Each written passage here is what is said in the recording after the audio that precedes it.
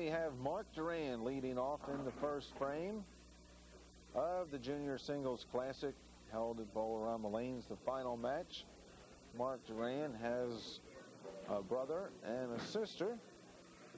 Sister is Michelle, and his little brother is Mike. Marc is 16 years old, bowls out of Silverside Lanes.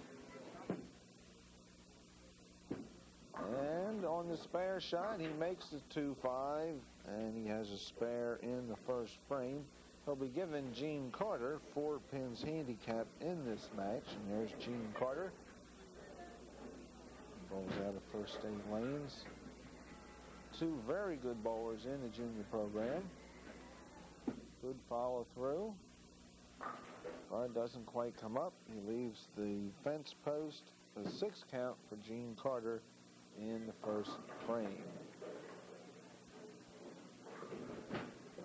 Gene's a very determined bowler and a very competitive bowler. He's got a brother and a sister. His sister's name is Sue, and his younger brother is Dave Carter. Looks like he stuck at the line a little bit, left the 4-7, has an 8 in the first frame. With his handicap, he has a 12. We'll add the handicap in the first frame of the match. Looks a little bit unhappy there about the first frame, but Gene's a competitor. He'll be able to come back, I'm sure.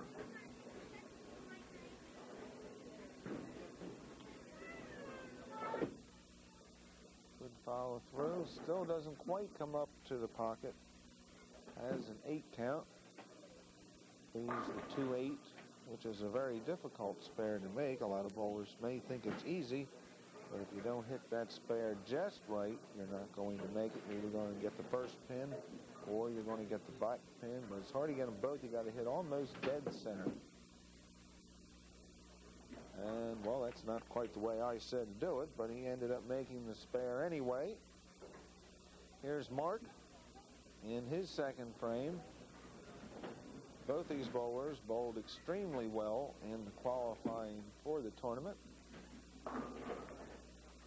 And there we have the 4-pin standing for Marc Durand. Gene Carter had a 636 scratch in the qualifying. Marc Durand had a 635 scratch in the qualifying. Actually, Marc Durand finished in 3rd place in the tournament.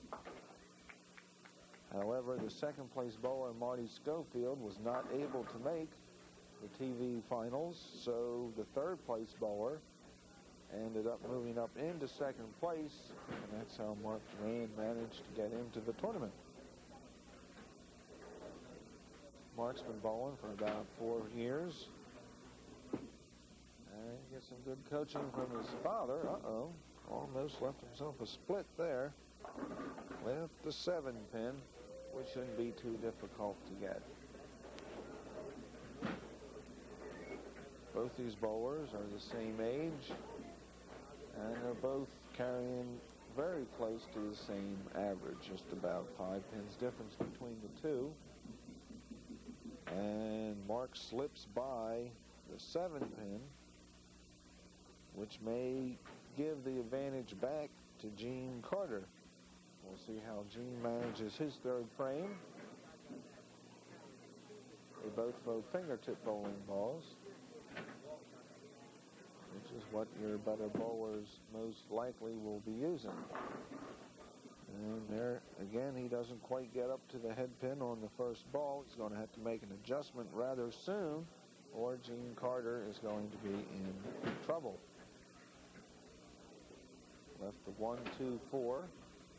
This is his 3rd frame that he has not managed to get close to the pocket on the first frame. He's going to have to make an adjustment somewhere along the line. And he managed to make a spare out of that. It looked like a good ball. That might be the line that he's going to end up needing for his first ball. And we'll find out if he manages to find a line in his 4th frame.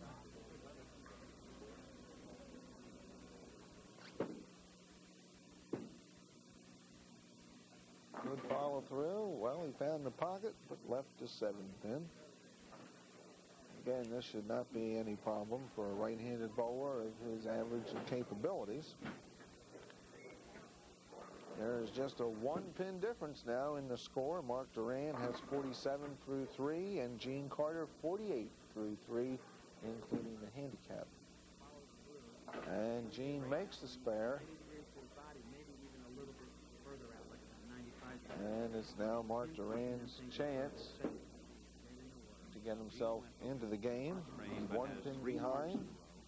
A strike here will put him ahead, and he gets the strike. He is coming back after an open. That was the best ball we've seen of the match so far. Now Marc will go over to the left-hand lane and see what happens here.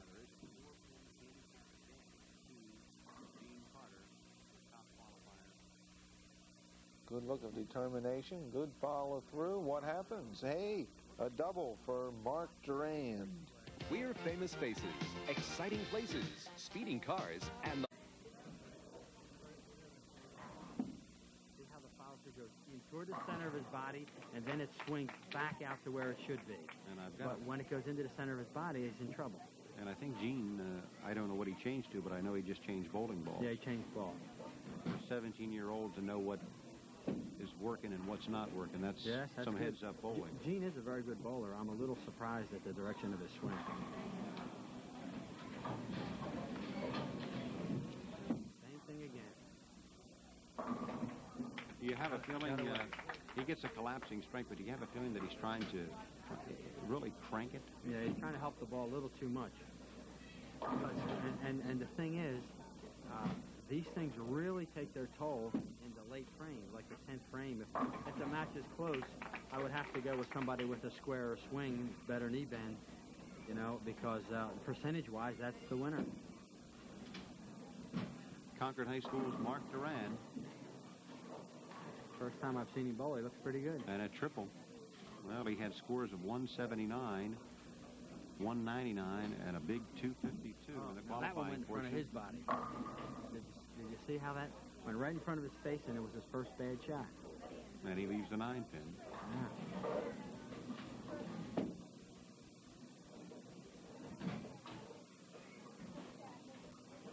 See, the direction of your swing in reference to your torso determines where the ball is going. So if it is not square, how are you going to know where the ball is going? Certainly makes sense to me. Guaranteed. Gene Carter, a senior at Unionville, Pennsylvania High School. Enjoys baseball, dabbles in golf. Best shot he made. Strong bowler, and he gets the 4 to trip out. That was the best shot he made, and it was close. It still wasn't as good as it should be, but it was very close. He has a young brother, Davey Carter, who we're going to see him a little later, shot a 288. He is, I believe, 11 years old, may have just turned 12. Yeah. Had 10 solid ones, just like that solid one that his older brother, Gene, just threw. Super. For an 11-year-old to shoot 288? Well, you could be 88 and that might not ever have a 288. Going into the middle of the month of January, it was the highest. Oh, was that a break? Big break. That 288, and we'll talk more about it, of course, when we see Davey Carter, but the 288 was the highest single game rolled by a Bantam bowler in the country as of the middle of January. There's a big difference between the two, though. He's a lefty, I believe. Davey is. Well, Marc Durand staying away from that split, and it won't go. almost got another break, huh? Both have strikes in the 8th. Marc with a 9 here in the 9th frame. Gene is about a mark ahead. And he's working on a 4-bagger. And that one is going to just... Serious mistake. Now it's about 2 marks, and there's only 2 frames, but 1 for Marc and 2 for Gene.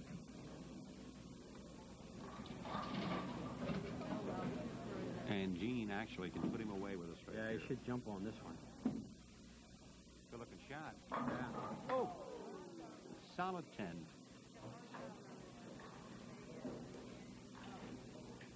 What's your favorite shot, Jules? Do you like to see the big curve that we just saw from Gene, or do you like to throw a straight line ball, or would you rather a straight line ball? Well, the that's gonna give Marc a shot. Well, Gene we go to still has a lead. an 11-pin lead, and we're in the 10th frame, Yeah. and both are open in the ninth. Yeah. An 11-pin lead for Gene Carter. Now let's watch the direction of this follow through. Needs some Right strikes. in front of him again. Oh, Well, he got the, big he break. got the 10 to Big go. break. That had washout written all over it. I'm going to have to tell his father to get that follow through straightened out. His daddy's a pretty good bowler. Yeah, his dad's been a 190 or better for as long as I can remember. Let's see if Gene remembers to get the 8-pin. He does. Okay. Good, solid spare. By 17-year-old Gene Carter going against 17-year-old Marc Durand. And, of course, Gene will be going for a lot of fill here. As a strike locks Marc out. Strike. Now he's got a chance. Strike there would have made it 11 pins, and Marc would not have had a shot. Now, Marc needs a double. Now Marc needs a double and 5. It's cut and dry. He has to Seven. have, He needs a double and 7. a double, and the first one's got to be right here. Which is harder, the first one or the second? Second one's harder. So the match is A little help on the downswing. Cause that ball to be wide. in the win column for Gene Carter. Gene Carter's the winner. I like Marc's game, though. It looks like he's going to be a good bowler. Marc looked like he had given Gene a great opportunity by opening in the ninth. Gene seemed to give it back to Marc with an open in the ninth, but Marc couldn't respond, needing a double here in the 10th frame. We're going to be back to talk with both of our young bowlers in just a moment. Standing here now with our two finalists in the Senior Division roll-off in the TV2 Second Annual Junior Singles Classic. Our runner-up is Marc Durand, and our champion is 2 places to the left of me, Gene Carter. And both of you fellows in the 9th frame tried to help each other. You went open to help him, then he went open to help you, and you needed a double. And I asked Jules in the 10th frame, you needed a double. Which one's the hardest to make, the first or the second strike? And he said the first. Would you agree? Yeah, first one, because once you get the second one, and it's on, when you still got 2 to go, you got to think, even if I get this one, you can still lose. But then once you get the first one, it's only 1 more strike. Okay, that certainly sounds, yes, Dr. Bolt. Second one. Oh, you did say it was the second one. The second one is the one that counts. So the second strike, when you need a double, is the hardest one to get. Both of you fellows bowled exceptionally well, and I know that Dr. Bowl wants to comment on your game, and I'm going to pass the microphone over to you, Dr. Bowl. Okay, Len, thank you. Marc, I think you really have a nice game. Love your swing, love that follow-through. A little more vertical knee bend, you'll be a super player. Gene, really surprised, Gene. You won, but your follow-through was horrible. I mean, every one of them are in front of your face. I think it made 2 good shots the whole game. Now tell me, fans, how many times on the PBA have you had an announcer tell the guy that won, you were horrible, but you won? But it happens here on TV, too. But a little constructive criticism, I'm sure, from Dr. Bowl is something that Gene Carter will certainly take to heart. More Bowlers Gazette coming up with Gary Trumbore and all the bowling news of what's been happening in the area when we return in just a moment. Well, Dr. Bowl, I don't know how you feel right now, but seems kind of funny to me that both those young bowlers are in the top 20, but I don't see your name anywhere in the top 20. But I'm not going to say anything more about that.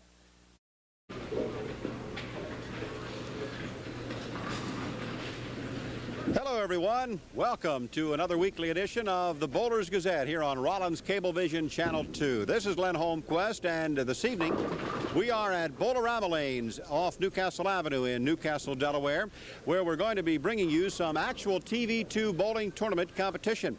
This will be a championship match that we're going to show you in just a few moments. This match videotaped during the month of January here at Bowl-O-Rama, and it's going to pit the pairing of Davey Carter against Kelly Shahan.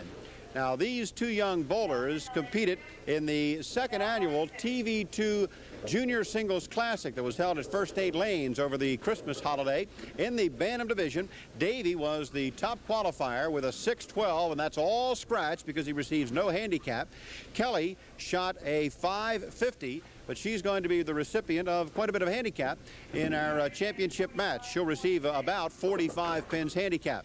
Now, we're going to get to the match right now as I join Dr. Bowl Jules Falcone.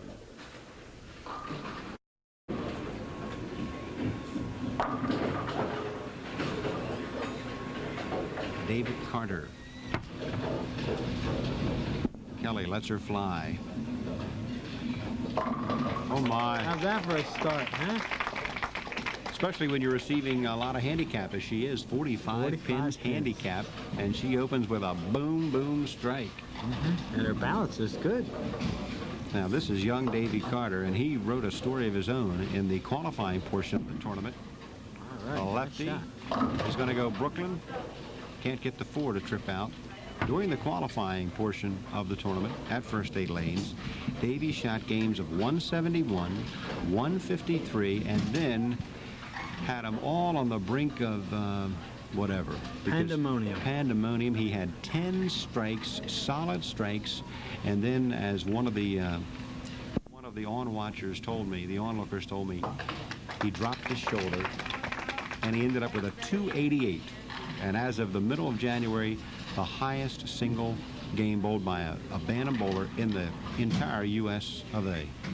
Superb. Now, that is a story in itself. Yes, sir. But... And his father told me they were all in the pocket. Had the first 10. Now he's trying to get himself a strike here, and he is going to go open if he cannot convert the 4-10, and boy, is that tough. Yeah, that's a tough shot. But if you think of it logically, though, it's like a 5-10 for a left-hander. It's just like a wide 5-10, and if you can put that in your mind, that it's a wide 5-10, it's not as difficult. And he's going for it, and he pretty close. Well, he made a good effort at it. Yes, sir. And for your right-handers, when you leave the 5-7, and then you leave the 6-10, I mean the 6-7, the 6-7 just like a wide 5-7. Makes it a lot easier when you think of it that way instead of looking at the big hole between them. Kelly Shahan, 7th grader. Okay. Looks like she's gonna keep the ball in play the whole game because her balance is good. She's not stumbling all over the approach. She doesn't throw a lot of ball. She steers it a little bit, but for a 12-year-older, terrific. Really has a lot of promise. Interesting enough, she writes for us, who is your favorite pro bowler? Her answer is her daddy. Terrific. Well, I don't think her daddy's a pro bowler, but he's a very I fine don't know bowler in him. his own respect. Larry Shahan bowls out of Price Lanes. Kelly is in the 7th grade. Oh, I know him. Stanton Middle School. And she enjoys roller skating, motorcycle riding. It's good. I wonder if she steers it herself. Or no doubt about it. They don't steer by themselves, so you have to steer. Going Brooklyn, well, I meant if somebody else were doing the actual driving and she was riding. No, she's bright enough. She won't have any trouble with the motorcycle.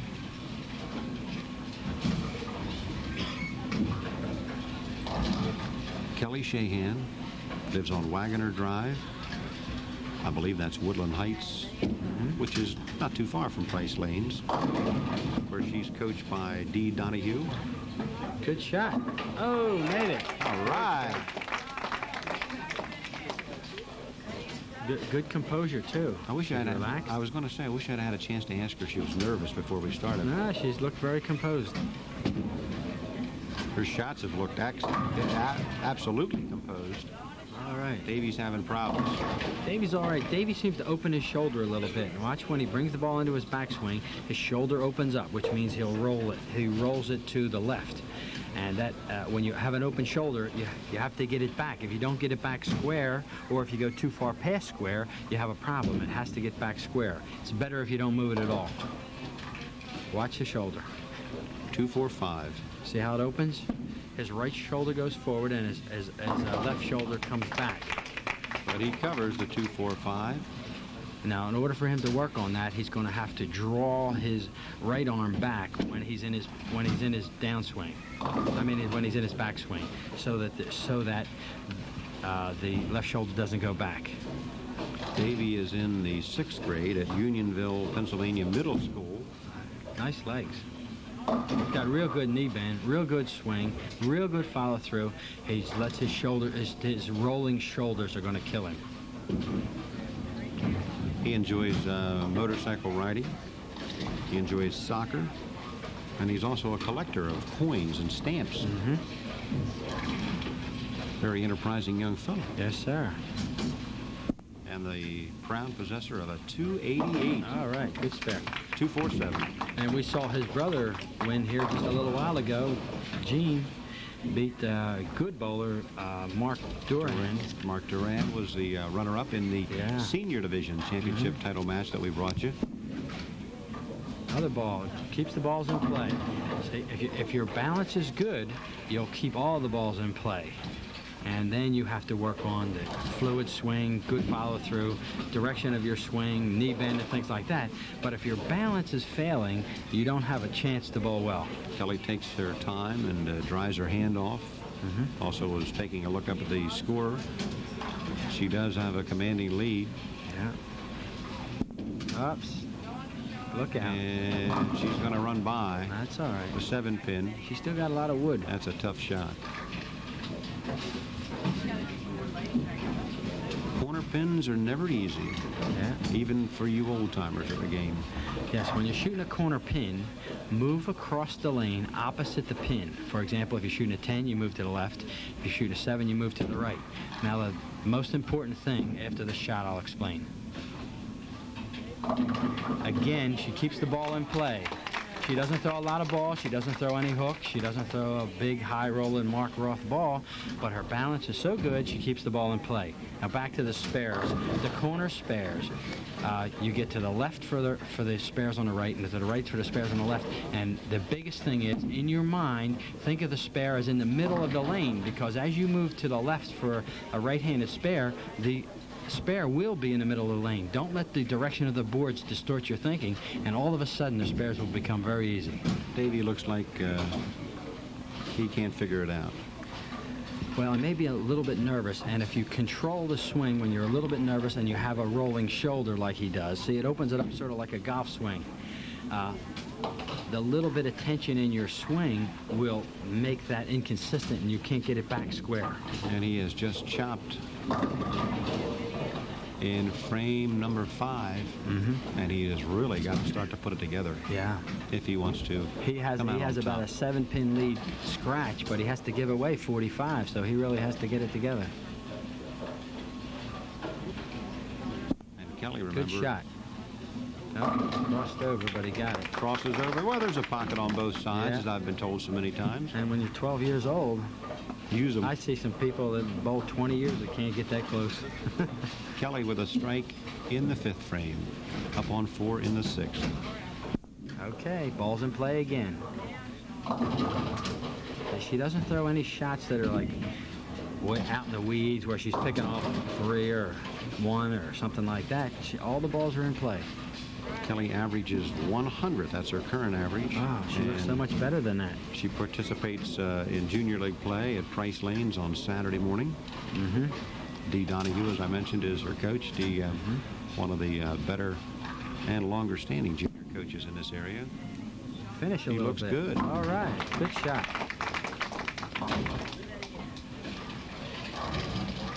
And now she's going to take the walk over to 3. Well, Davey started what he had to do if he wants to come out on top. But if she keeps making them spares like that, he's really going to have his hands full. Actually, I might point out, Jules, let's face it, at this stage of the game, it's not winning and losing, it's competing. Yes, the nature of the competition is really good. However, so much emphasis is put on winning, and it is really nice when you win. Absolutely. But either way, they're both winners just to have the experience, a little television exposure, a little bit of pressure. It's got to be good for them in their everyday life as well as bowling. By the way, her brother Jason, Kelly's brother Jason, was a fourth place finisher in the qualifying portion of the tournament. Kermit Justice was third, and Chris Gillis and Brian Gillis finished 5th and 6th respectively. And here's young Mike Durand, Marc's brother. Bowling certainly has a tendency to run through a family, doesn't it, once it starts? Well, it's such a good game for especially a family. Everybody can do it. You can do it if you're 10, you can do it if you're 100. So why not bowl together? The 4-7. That's what Davey Carter is aiming at. He's got it. And he's got it. Davey Carter having to give away quite a bit of handicap, and I'll tell you, this is a gal, Kelly, that you didn't want to give too much handicap away to the way she's bowling right now. She looks better than 100. She's improving awful fast. And when she stops aiming the ball a little bit, starts to give it a little bit vertical lift in her swing, and keeps that follow-through square, she's going to be 140, 150 in no time. Davey's just under 170 on the average. He received no handicap whatsoever in the qualifying portion, and he shot 612, of course, with that big 288, his final game. Yeah. And he really won the qualifying portion by going away by 60-some pins. Nice spare there. He covers the 610. That spare ball was the best shot he made the whole game. It was nice and square, good follow through, had his shoulders lined up.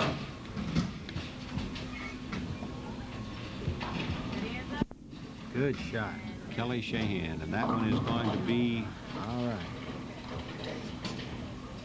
That ball looked like it was either going to be solid pocket or dead on the nose, and really didn't end up being either. Yeah, that was pretty close.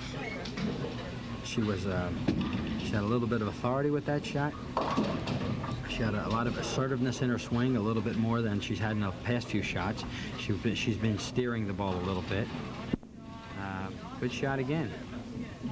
Oh, bad break. She chops the 4 off the 7. Bad break. Well, that's tough to do. That is tough to do.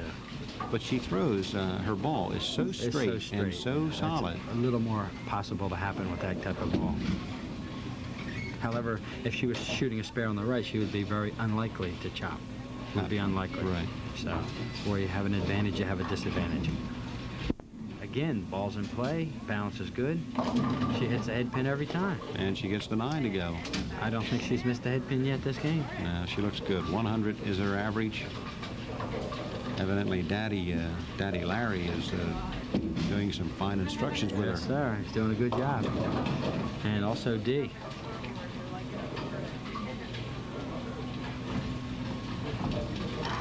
We asked all of our bowlers who compete if they'll give us permission to use any information that they provide us. And she writes, certainly. Certainly. Absolutely. Why not? I have nothing to hide. You don't have any secrets, no.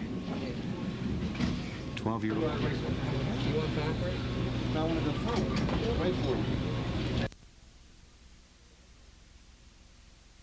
Go. Pretty close. I think his father's going to have to start working on that shoulder. Dad, if you're watching this show, watch his shoulders. I'm sure he's watching. Absolutely.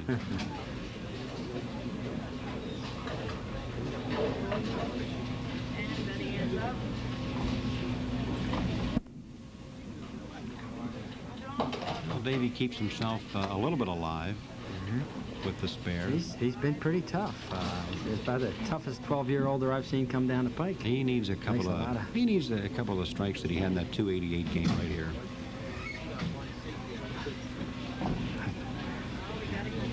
I have to. There's a young boy who also was 12 last year or the year before who was very good at that age. Young Chucky-Bethard was a real good 12-year-old. We're going to see him. And I guess if I'm including him, young, what's Kermit's older brother's name? Kevin. Kevin Justice is a good bowler. Kevin, a little bit older, about, I believe he's 15 or 16 now. Yeah. And Kermit is a tough little 12-year-old. You know, a lot of people don't realize that Kermit Justice Sr., Daddy Justice, Yes. was a fine bowler. Yeah. I don't believe he's lost some participating. interest. He doesn't participate. I'm sure the governor, since he works for the state and is a secretary in the cabinet of Governor DuPont, that probably keeps him a little busy. But 160. Well, Kelly has done such a great job of keeping the ball in play the entire game. That's all she has to do. That's right. It is tied 160, and she has the 10th frame to go. The handicap is the difference. Davey shot 160 scratch. However, with the pins, it's not enough. That's the first ball she missed a head pin. Kelly. But it doesn't really matter. Well, she's won herself a TV2 championship plaque. Now let's see if she can cover the 1-2-10. Looks rather proud of herself. Uh-huh. She should be. Lines it up. Swish. And she made a Tony Franklin special.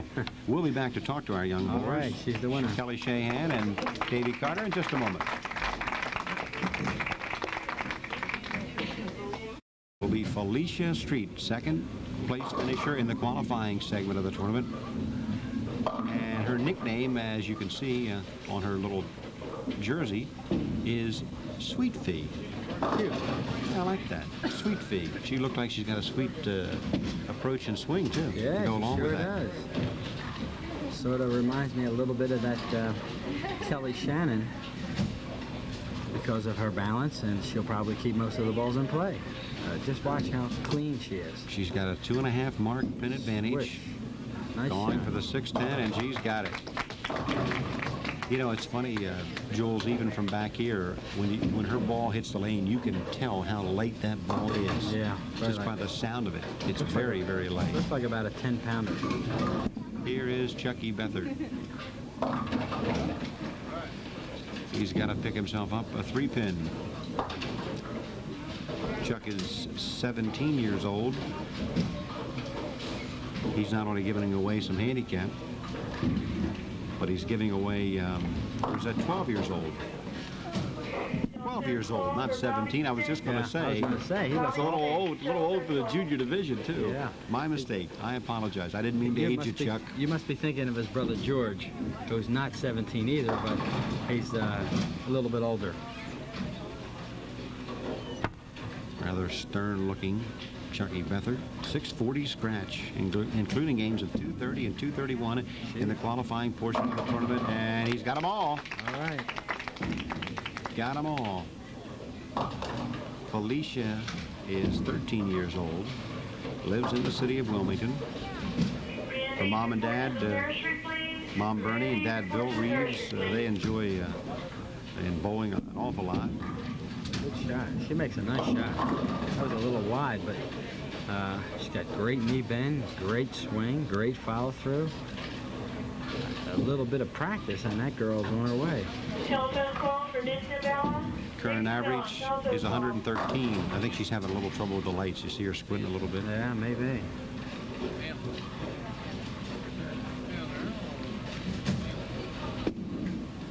I like the way she throws that left arm out there to get her balance. Yeah, really has a nice game. Not much luck on the fourth. That's a rough frame to have 5 out, but she's still got a nice game.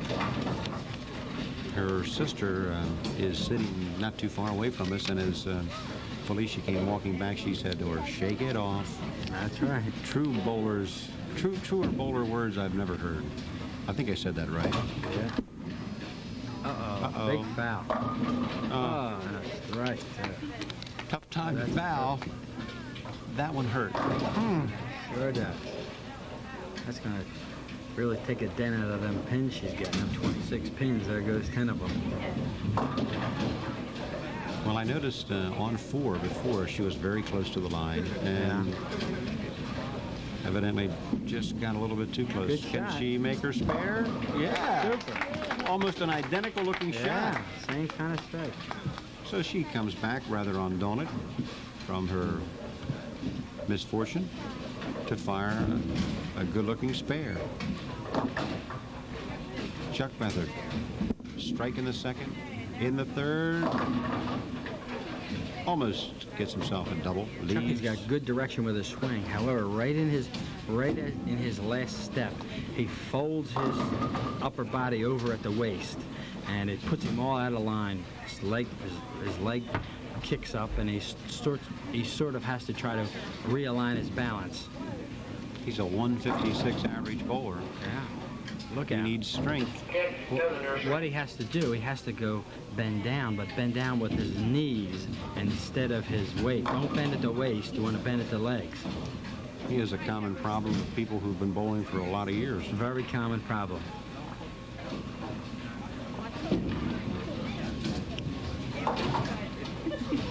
Chuck is a 7th grader. He goes to Conrad School over in Woodcrest, Delaware. I remember when Conrad was a high school. I remember it so well because I graduated from there. I won't tell you what year, but it used to be a high school, and now it's a... 1975? Thank you. God bless you. God bless you. Have another drink on me. Just a little before that.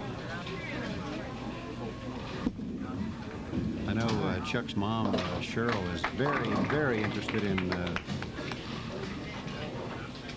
her son's bowling. Every time you see the kids, you see her. Absolutely. Maybe that's the way it should be. That's right. Dear Sweet Fee, Felicia, Do it. and Street. Same kind of strike again. Absolutely. He's just caving Now- that 5-9 in. Now, the reason I can tell you for sure that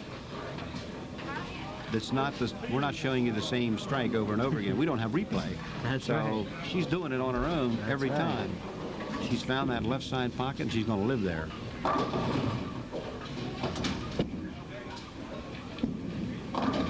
Good follow through. And this time, now see, if she'd have stuck on the Brooklyn side, she'd have probably got a strike. Only kidding, Sweet Fee. You stay right where you're at. Ed Willis over. Ed Willis. Jules, how's your bowling this year? Oh, not too bad. I'm just starting to reestablish another foul.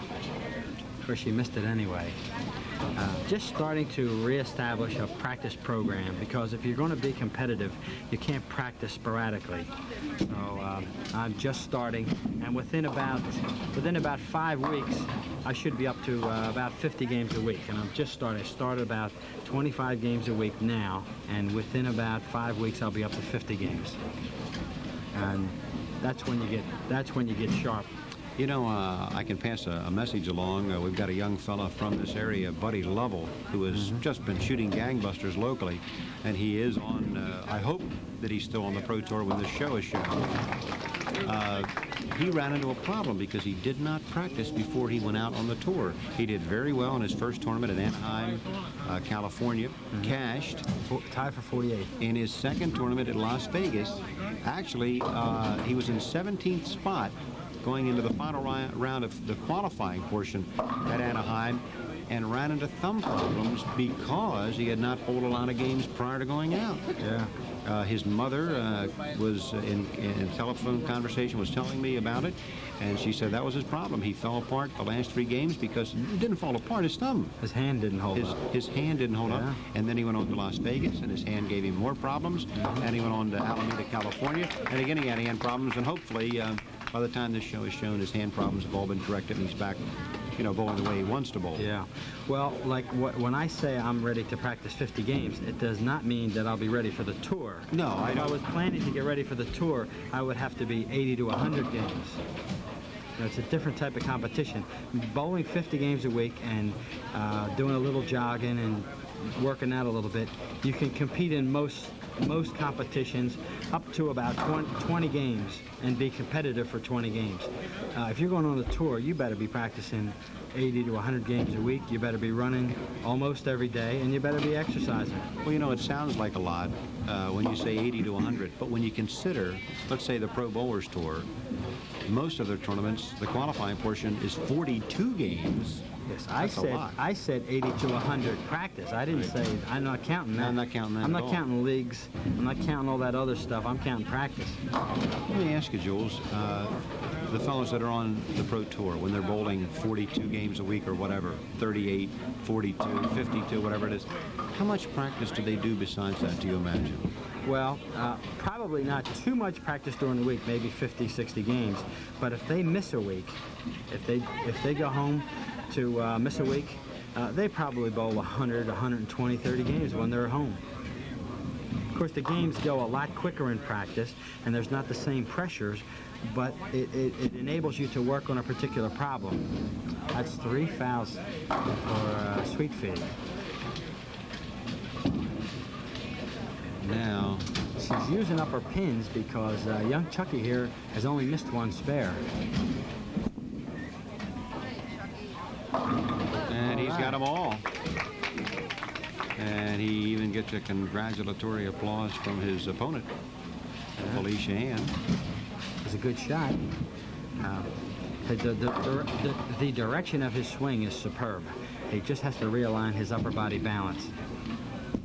He is off balance at the line. Yeah, and if you'll notice, right in the last step, he just drops forward with his shoulders, and that's a killer.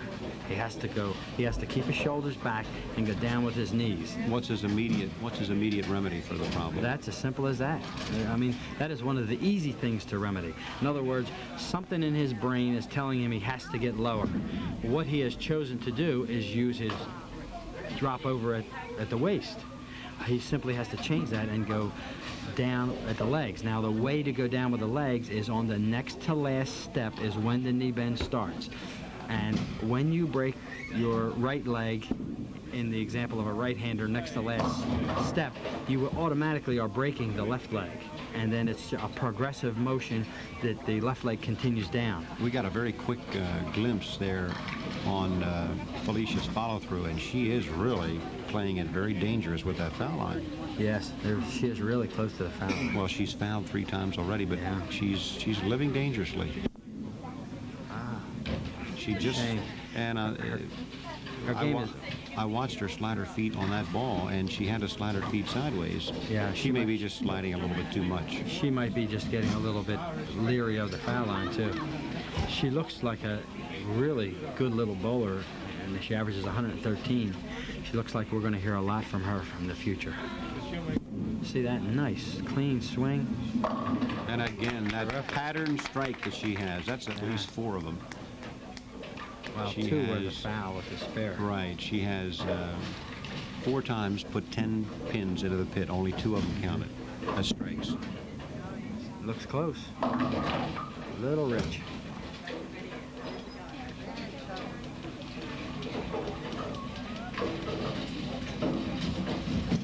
Chucky is 7th grader at Conrad. Felicia is in the 7th grade at Hanby Junior High School. She likes to dance, and she enjoys skating also. He's got it. Chucky doesn't give us any outside interest other than bowling, and I know he bowls an awful lot. And he is into the 10th frame with a 1. Like, well, he's better than 1. Yeah, it looks like he's got about a 14-pin lead, and Felicia's on a strike. He's on a spare.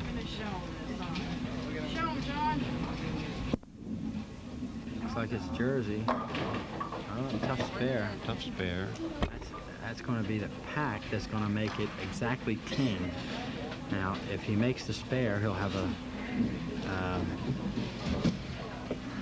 10-pin lead. If he doesn't make the spare, it'll be very close. Big spare, real Looks close. good. He's Nice got shot. it. Good cover. Nice Fine shot. cover, fine shot. Tough Boy, spare. he needed that one. And now he wants to get all the pin count that he can with the fill ball. Children call for Umar forward to the telephone call.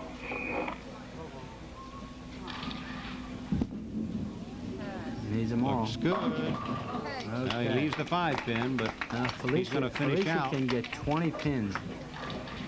with a 166. Chuck with a 166.